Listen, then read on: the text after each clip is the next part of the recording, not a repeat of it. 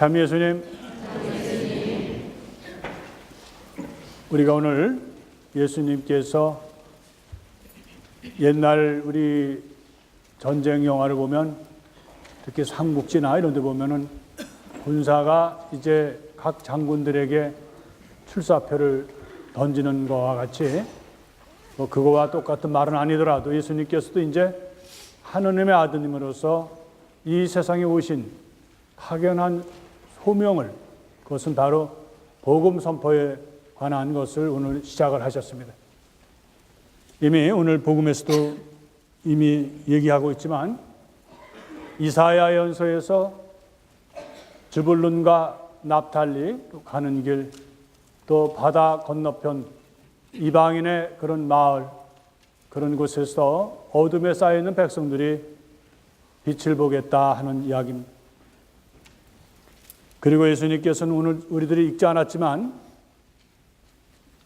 바로 베드로와 안드레아 그리고 제베데의 두 아들 야고보와 요한을 선택하시는 대목까지 예수님은 당신의 복음 선포를 위해서 제자들을 모으시고 그리고 그들과 함께 여행을 하시면서 그들을 고쳐주시고 아픈 사람들을 돌봐주시고 마귀를 쫓아내시고 그리고 하느님 나라에 대한 복음을 말씀하시기 시작하셨습니다. 바로 어둠에서 빛이라는 것, 그것은 우리가 하나의 추상적인 얘기이지만 우리의 실제적인 생활에서는 어떻게 나타날까? 제가 작년 가톨릭 다이제스트를 읽다가 제목이 좀 듣기가 좀 거북하긴 한데 똥통학교 교장이다 이런 제목으로 글이 하나 있길래 뭐가 똥통학교냐 이러고서는 보니까 어느 시골에 이분이 이달수라는 분이 글을 쓰셨어요. 자기의 경험이죠. 그래서 자기도 공부도 안 하고 싸움을 하고 그래서 입시에도 떨어지고 그래서 시골 아주 문제학교, 남들이 말하는 똥통학교, 따라지 학교로 가게 되었다 하는 얘기입니다. 거기는 맨 깡패 같은 그런 아이들과 공부 안 하고 시험에 떨어지고 문제 일으키고 그런 아이들만 되어 있어가지고 거기 선생님들은 그곳이 되면은 재수가 없다. 나는 빨리 여기서 마치고 와야지 해서 대개 시간 가기를 기다리는 선생님들이 계셨어요. 왜냐하면 아무리 선생님들이 얘기를 하고 야단을 쳐야 듣지도 않고 오히려 대들고 하기 때문에 그래서 이 저자도 거기서 지내는데 어느 날 교장 선생님이 새로 오셨는데 그 선생님은 조금 달랐다는 거예요.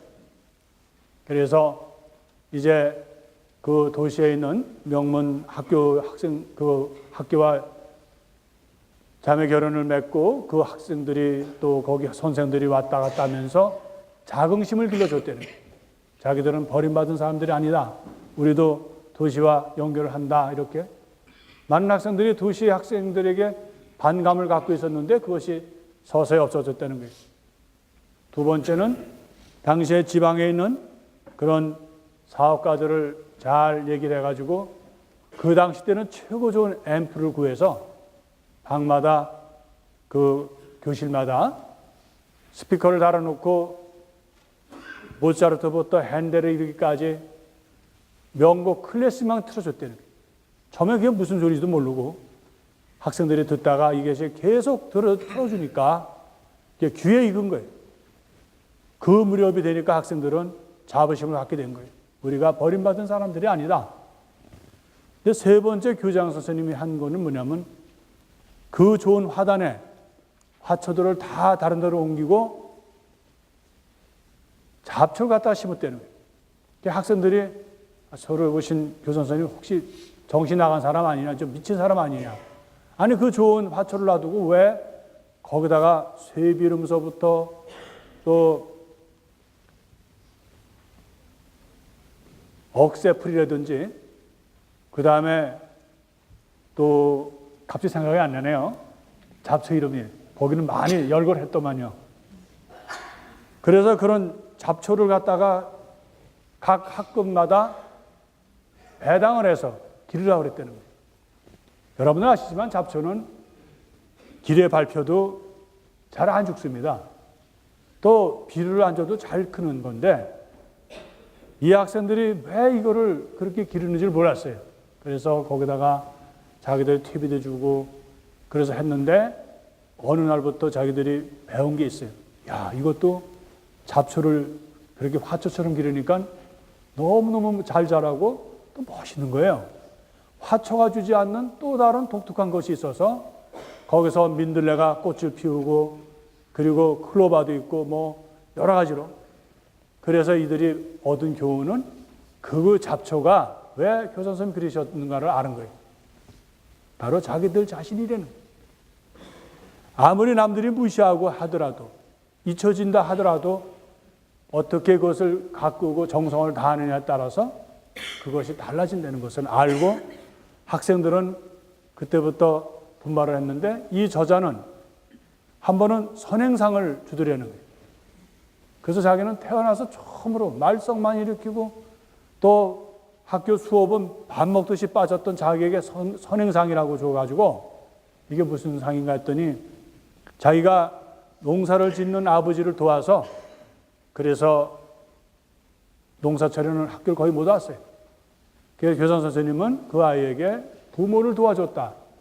그 어려운 가운데서도 해줬다 그래서 수업 빼먹은 건 안 치고 상을 줬다는 거예요. 그러니까 아버지도 야, 우리 집안에도 어떻게 상을 타는 일이 다 있냐. 이래가지고 굉장히 기뻤다는 거예요. 이 저자는 그때부터 분발을 했다는 거예요. 나중에 알고 보니까 상을 안 탄 사람이 없다는 거예요. 어떻게 만들던지 교사 선생님은 이렇게 저렇게 해서 상을 타게 해서 학생들로 하여금 명문에 있는 학생들과 교류를 갖게 해주고 또 클래식 음악을 해서 그 도시에서도 잘 듣지 못했던 명곡을 듣는 그런 자부심을 갖고 세 번째는 잡초를 기르면서 정말 세상에서 자기의 자리에서 하는 것이 얼마나 소중한가를 알고 미처 이 저자가 생각한 거는 교장 선생님께 정말 잘하면서 감사하면서도 제대로 한번 감사의 마음을 못했다. 그러나 그 사람 표현은 바로 자기들의 어둠의 자식이었다. 버림받았다. 사람들로부터 말썽무리기고 못난 놈들이라고 했는데 교장 선생님은 자기들에게 빛을 주었다. 오늘 예수님께서는 어둠의 빛이라고 말씀을 하셨어요. 그러면 어둠이라는 것은 뭘까요? 우리가 얼마 전에 우리 곁을 떠난 우리가 존경하는 마더 데레사 수녀님을 잠깐 생각을 해봅시다. 마더 데레사 수녀님은 바로 우리가 잘 알듯이 인도 캘커타라는 한 빈민 도시에서 그들의 벗이었고 그들의 연인이었었어요. 그들의 병으로 또 굶주림으로 쓰러져가는 그들에게 다가가서 그들의 손을 씻어주고 얼굴도 닦아주고 그들을 호응해주고 그들이 마지막 죽을 때 정말 하나님의 자녀로 죽을 수 있도록 다정한 말로 이끌어주신 분입니다. 기자가 얘기를 했어요. 수녀님은 어떻게 그렇게 한 여인으로서 한 수도자로서 또 지금 연세도 많으시고 병도 가지고 계시는데 어떻게 그 많은 사람들에게 그렇게 일을 할 수 있습니까? 라고 했을 때 수녀님은 대답을 했죠. 나는 내가 한 것이 아니라 우리 주님께서 하셨던 그 일을 나는 주님의 몽당 연필 쓰다가 남은 왜 몽당 연필 있잖아요. 그런 도구로서 쓰여졌을 뿐이다. 내가 한 것이 아니고 주님이 하신 겁니다라는 대답을 해서 노벨 평화 그 상을 타실 때 그 연설하실 때 그 대목이 나오죠. 어둠에서 빛이 나는 것. 이스라엘 사람들은 사실 지친 사람들입니다. 예수님 시대에는 이스라엘은 기구하게도 특히 호전적인 아시리아한테 시달렸고요. 북부 이스라엘이 특히 물론 남부 유다까지 나중에 시달렸지만 그 다음에 바빌론과 신바빌론에 의해서 얼마나 나라가 혼란스럽고 심지어는 나라가 멸망했잖아요. 그리고 페르시아에서 희망을 걸고 가져왔는데 결국은 그리스 그리고 나중에는 로마 제국의 또 속국이 되어서 많은 고통과 나라에 대한 희망을 잃었어요. 예루살렘을 중심으로 사제들이 좀 희망을 주려니 했는데 그들은 들어오는 돈에 마음을 두고 특히 사두가이파를 중심으로 해서 종교의 지도자들의 그런 어떤 대외적인 가난한 이들의 어떤 아픔을 전해주는 것이 아니라 로마 제국과 정치적인 교류 때문에 그들은 소외된 사람들을 외면했던 것입니다. 그들에게는 희망이 없었어요. 지쳤습니다. 그러나 우리 주님께서 바로 그렇게 고통받고 희망이 없고 소외되고 희망이라는 건 전혀 없는 절망 속에 있는 그들에게 주님은 복음을 선포하시고 병자들을 고쳐주시고 악령에 시달린 사람들을 악령을 쫓아내시고 해서 그들의 벗이 되셨어요. 다정하신 분이시고 그들의 바로 아픔에 함께 하셨던 것이죠. 그것이 바로 이사야 얘기하는 어둠에서 빛을 이방인들에게 빛을 고통받는 이들에게 빛을 주시는 주님으로 나타나신 겁니다. 우리는 이민사회에서 때로 우리는 상처를 받습니다. 또 실망도 합니다. 또 가진 것도 없어요. 내가 부지런히 했는데 남는 것이 무엇인가라는 우리의 삶이 있습니다. 이런 나에게 어떻게 세상에 빛을 줄 수가 있겠어요? 여러분들 그런 생각을 하십니까?